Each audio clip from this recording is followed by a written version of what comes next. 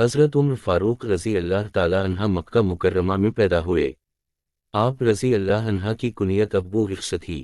نبوت کے چھٹے سال 27 برس کی عمر میں مشرف باسلام ہوئے۔ اسلام قبول کرنے سے قبل ہی وہ ایک معزز، پڑھے لکھے، بہادر، دلیر، معاملہ فہم ہونے کے ناطے عزت کی نگاہ سے دیکھے جاتے تھے۔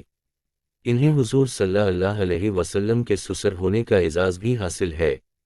حق و باطل میں بہترین انداز میں تمیز کرنے والے تھے۔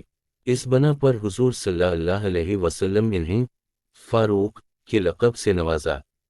ان کے اسلام لانے سے دین کو خوب تقویت و مضبوطی ملی۔ مسلمان جو پہلے چھپ کر نماز پڑھتے تھے، حضرت عمر رضی اللہ تعالیٰ عنہ کے قبول اسلام کے بعد مسجد الحرام میں اعلانیہ نماز کرانے لگے۔ حضرت علی رضی اللہ تعالیٰ عنہ نے ایک مرتبہ فرمایا کہ میرے علم کے مطابق ہر ایک نے چھپ کر ہجرت کی، صرف عمر بن خطاب رضی اللہ تعالیٰ عنہ ایسے ہیں جنہوں نے علی لعان ہجرت کی۔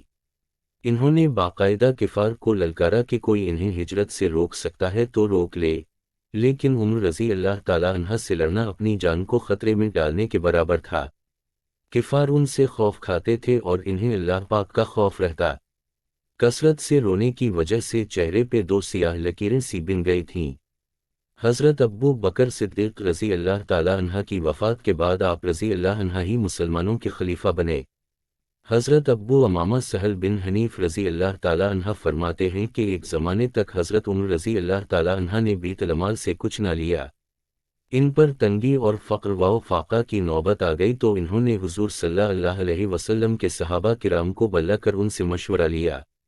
حضرت علی رضی اللہ تعالیٰ نے کہا، آپ رضی اللہ عنہ دوپہر اور رات کا 2 وقت کا کھانا لے لیا کریں۔ چنانچہ آپ رضی اللہ عنہ نے حضرت علی رضی اللہ تعالیٰ عنہ کے مشورے پر عمل کیا۔ زمانہ خلافت میں ایسا اونی جبہ پہنتے تھے جس میں چمڑے کے پیوند لگے ہوتے تھے۔ گرمیوں میں ایک جوڑا پہنتے۔ حضرت انس رضی اللہ تعالیٰ عنہ فرماتے ہیں کہ میں نے ایک مرتبہ زمانہ خلافت میں حضرت عمر رضی اللہ تعالیٰ عنہ کو دیکھا۔ انہوں نے اپنے دونوں کندھوں کے درمیان اوپر نیچے 3 پیوند لگا رکھے تھے۔ آپ رضی اللہ عنہ چاہتے تو بیت المال میں سے خوب لے کر اپنی ذات پر خرچ کرتے، لیکن یہ ان کی انکساری و خاکساری تھی جو امیر المومنین ہونے کے باوجود سادہ زندگی گزاری۔ یہ وہ خلیفہ تھے جن کی 22 لاکھ مربع میل، تقریباً آدھی دنیا پر حکومت تھی۔